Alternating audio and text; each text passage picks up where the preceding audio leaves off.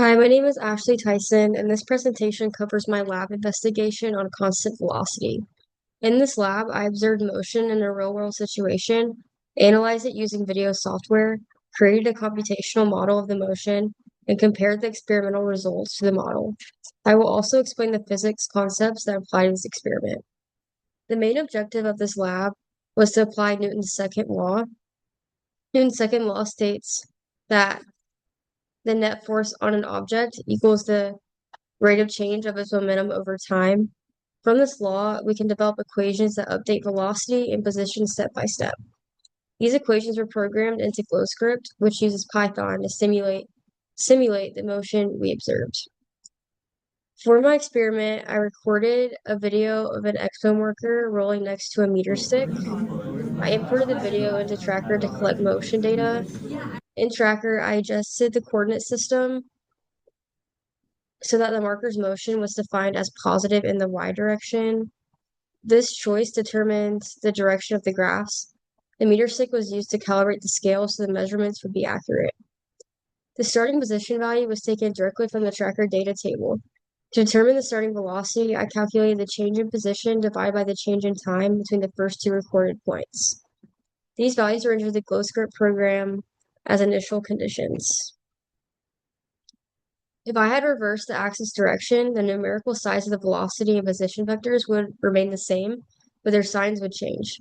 The graph of position versus time would have an opposite slope, and the velocity would appear negative instead of positive. However, the actual motion of the marker would not physically change, only the way it's represented. When building the computer model,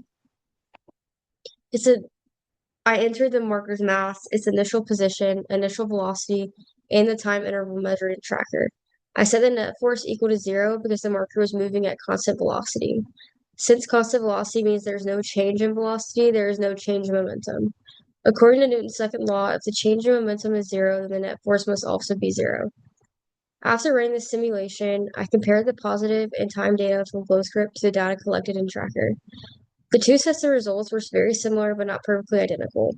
Small differences may have been caused by slight camera movement during recording, difficulty marking the exact center of the marker in each frame, or the marker not rolling in a perfectly straight line. There are several possible improvements of this experiment. Using a smoother, more level surface could reduce friction and improve consistency. Recording with a camera that captures more frames per second would make the data more precise. Additionally, the computer model could be made more realistic by including small forces such as friction or air resistance instead of assuming the net force is exactly 0. Even though the model used a net force of 0, most of the forces were actually acting on the marker. Gravity pulled downward while the normal force from the surface pushed upward, balancing each other out. Friction and air resistance were present, but small enough to approximate as negligible. Simplifying the model allowed us to focus specifically on constant velocity motion. Overall, this lab demonstrated how Newton's second law can be applied to analyze motion. By combining experimental data with computational modeling, we were able